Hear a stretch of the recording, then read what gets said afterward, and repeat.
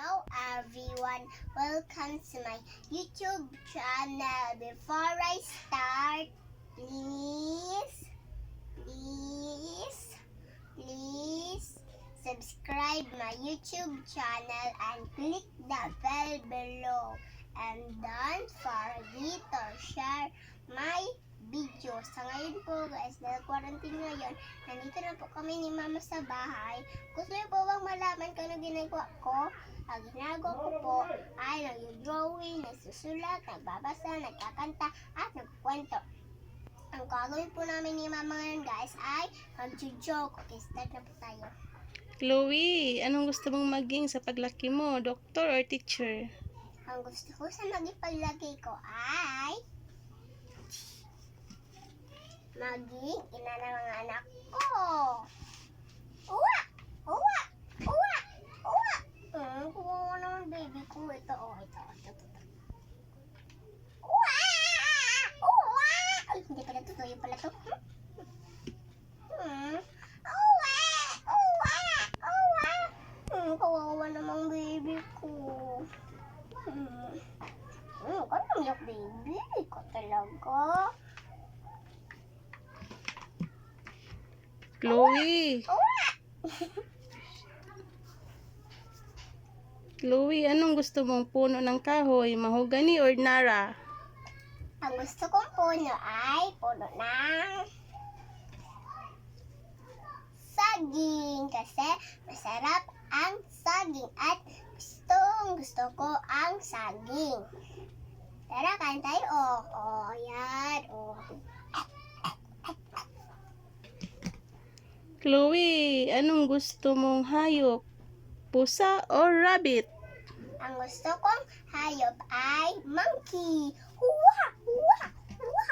Huwa! Huwa! Huwa! Huwa! Huwa! Chloe, anong gusto mong damit? Whole dress or t-shirt? Ang gusto kong damit ay swimsuit. Swimming. Kasi magandang swimsuit kasi gusto ko mag-swimming. Swim. Chloe, anong gusto mong inumin? Milk or juice? Ang gusto kong inumin ay water. Kasi maganda itong water para sa atin. Ito,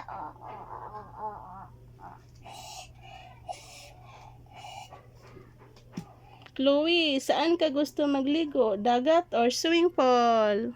Ang gusto kong maligo ay sa ilog. Kasi maganda sa ilog. Swimming. Chloe, anong gusto mong ulam? Beef or chicken? Ang gusto kong ulam ay toyo. Ito ito ang ulam ko. Kasi gusto ko.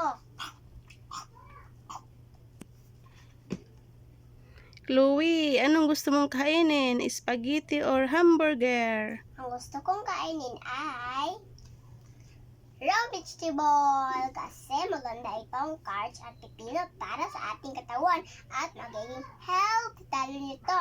Tara, kain tayo.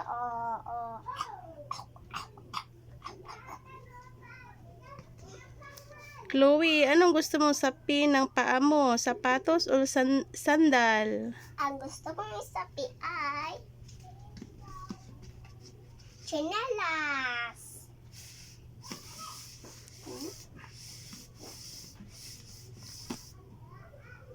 Chloe, anong gusto mong kwento? Pambata o pang matanda? Ang gusto kong kwento ay nasa Bible. Kasi maganda tong Bible kasi marami tayong matutunan tungkol kay Jesus. Tulad nito. Diba? Ayan, dito yun. Guys, tapos na po ang joke namin ni Mama. Sana po na may nagustuhan kayo sa joke namin ni Mama. At meron kayong natutunan. Hanggang sa susunod. Bye-bye!